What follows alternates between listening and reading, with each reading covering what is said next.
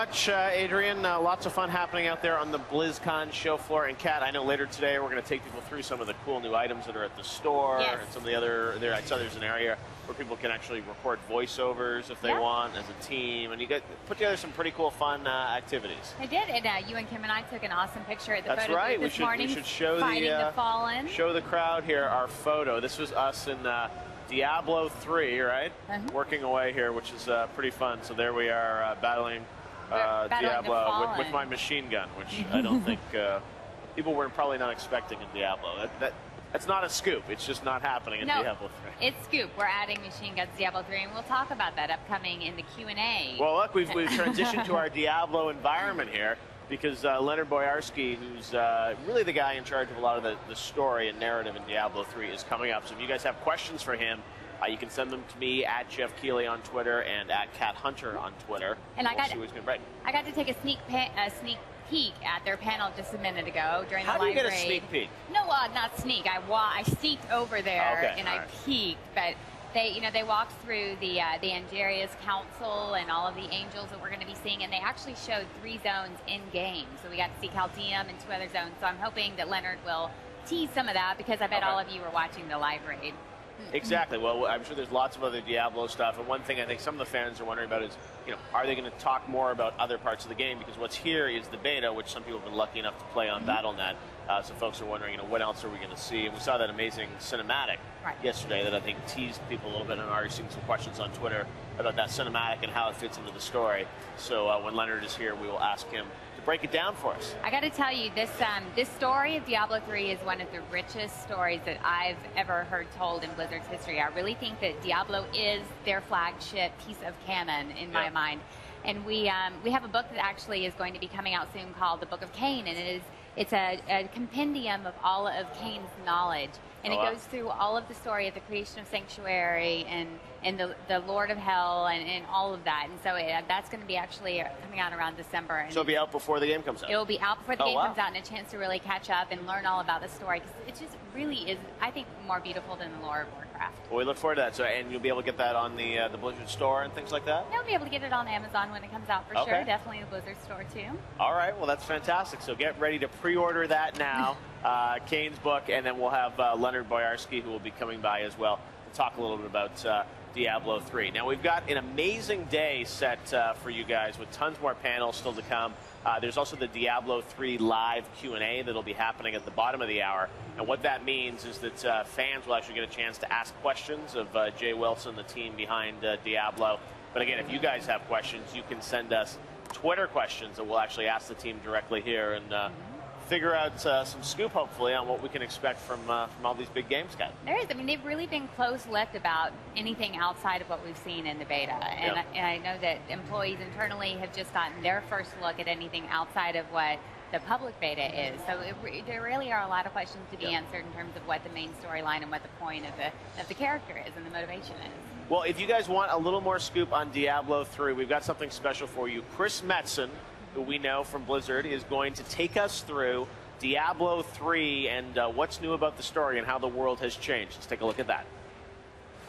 Hi, my name is Chris Metzen. I'm the Senior Vice President of Story and Franchise Development for Blizzard Entertainment. The storyline for the Diablo universe really begins ultimately with this kind of fictional war between heaven and hell.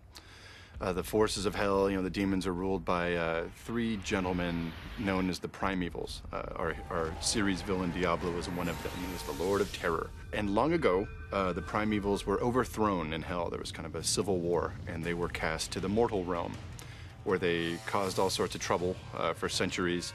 And ultimately, one angel, the Archangel Tyrael, the angel of justice, came down from the heavens to, intercede on mankind's behalf. And Tyrael put together the Magnificent Seven, a group of mortal wizards that would hunt down these primevals.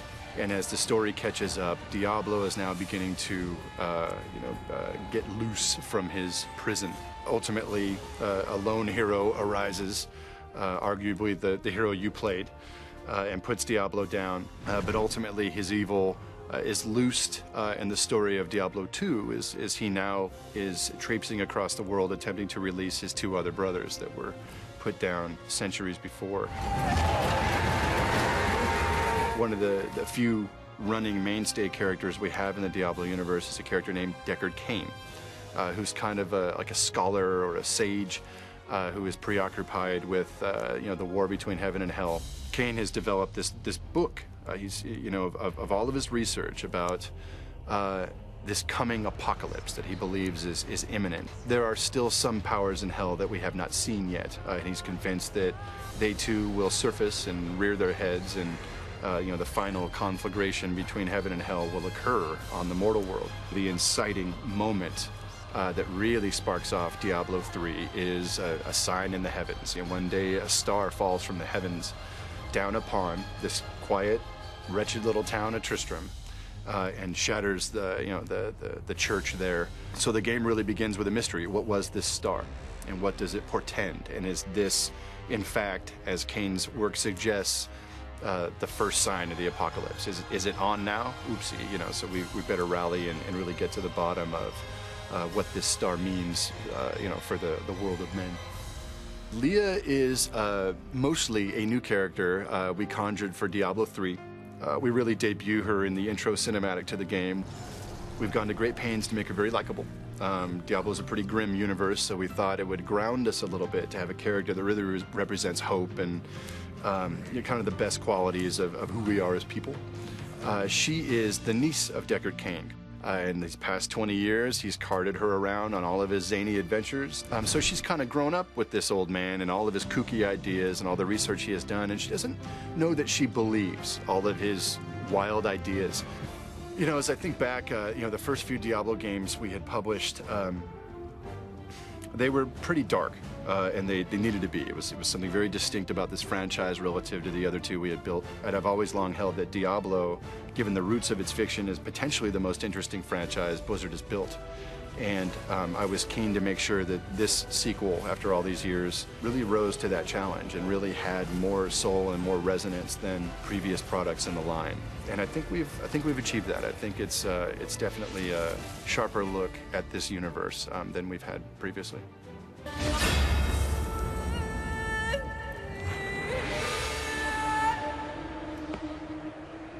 Well, that's a look back at the history of Diablo, and now joining us is one of the key creative forces behind Diablo 3, Leonard Boyarsky. It's great to have you here in our Diablo environment. How you guys doing? Good. We're doing pretty well. Well, we've got a lot of questions for you about Diablo and the story. And one thing I think a lot of the fans are wondering is that you're showing the Diablo 3 beta for the fans to play, but are you guys showing any other gameplay content here or new elements of the game besides that cinematic? No, it's just the beta and the cinematic. Keep people waiting because we are very close, right? We're a little busy right now. Exactly. Busy getting ready to launch it hopefully in early 2012 is what you guys have said. Well, let's get right to Twitter. Kat, or do you? I do. I was actually hoping, because we do have a lot of people who watch this broadcast, and a lot of them are WoW players and didn't play Diablo 1 and 2. So I was wondering if you could briefly talk about the creation of Sanctuary and the creation of mankind and Heaven and Hell's pact. Sure. The forces of Heaven and Hell, the Burning Hells and the High Heavens, as they're called in Diablo universe, were involved in what is known as the Eternal Conflict, fighting...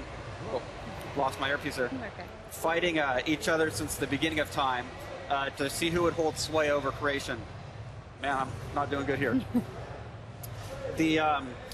And this went on for a long time until a group of angels and demons got tired of this never-ending war and fled and became refugees and took this very powerful artifact known as the World Stone and created Sanctuary with it.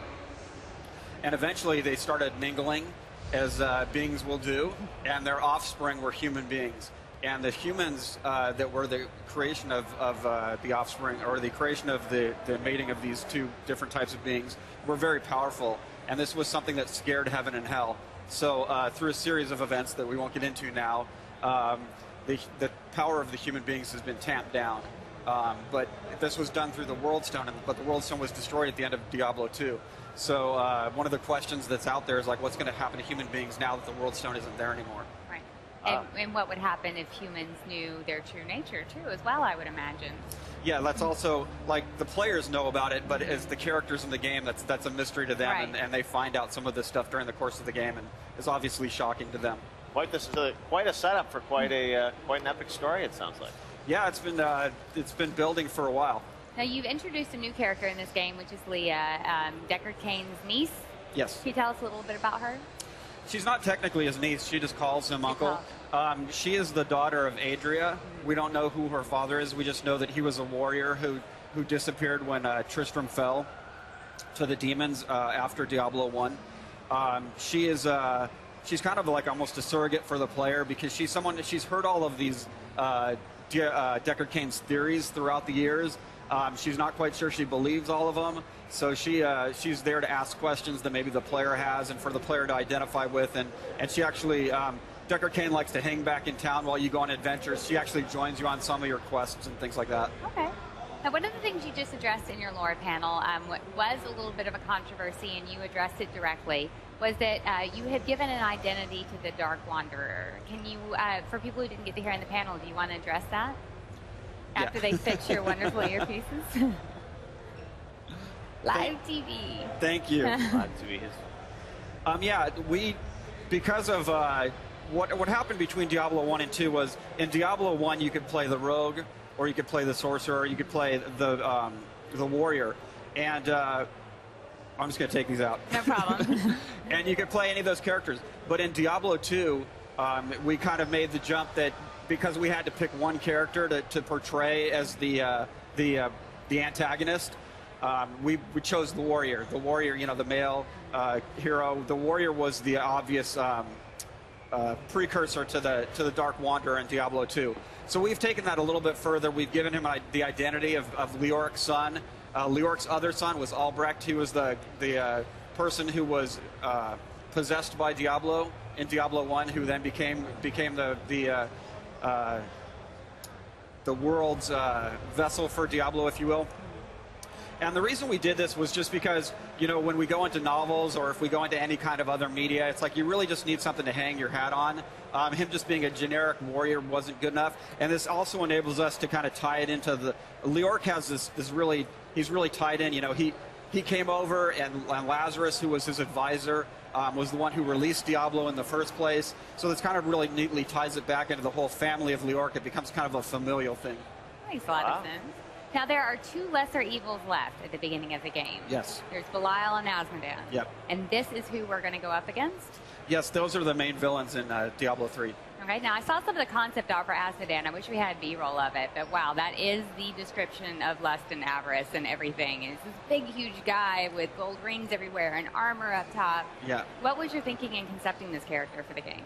I'm sorry, what was that? What was your thinking in coming up with the backstory and the personality of this? Well, we already had, they already existed as concepts. Exactly. In the other two games that they had been mentioned. So we knew he was the Lord of Sin, Azmodan. So we just kind of riffed on that. What does a Lord of Sin look like? He kind of encompasses all the 7 deadly sins. And as we touched on, his lieutenants are the actual 7 deadly sins.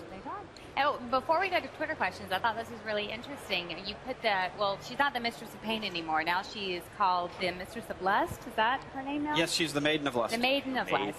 And you had actually taken her out of the game until you saw the costume at Blizzcon exactly. a few years ago. We were so impressed with the costume that we said that she has to be in the game. This is just too impressive. I think that's amazing. Look at that, inspiring the Blizzard developers even. Exactly. All right, well, there's some pretty impressive costumes yesterday. Well, let's get right to Twitter. Leonard, there are a lot of questions for you, and if you guys have questions, you can send them to us at Jeff Keighley and at Cat Hunter, and we'll get them in front of the Diablo team. This first question comes from Uriah, and this says, rumor has it that Diablo has taken on a feminine form, and the Black Soulstone trailer kind of hints at that. Is this true? I'm sorry, say that again? Rumor has it that Diablo has taken on a feminine form, and the Black Soulstone trailer kind of hints at it. I didn't pick up that, but is that true? No, I didn't pick that up from the Black Soulstone trailer. There's art that some people are saying that like on the program that maybe makes her look a little feminine. Diablo takes various forms. We've never really seen the real form of Diablo. Okay. He takes different forms in terms of like how he's manifesting. Right. So that's all I really want to say about that. Okay. All right, we'll keep some things quiet. I have here from Eldakar JS. We saw in the trailer that Azmodan, the Lord of Sin, will play a large part in D3. Will we see Belial, the Lord of Lies, as well, actually physically interact with him? Belial, you actually do fight Belial and Asmodean in this game. Okay. Wow, all right. Another good question.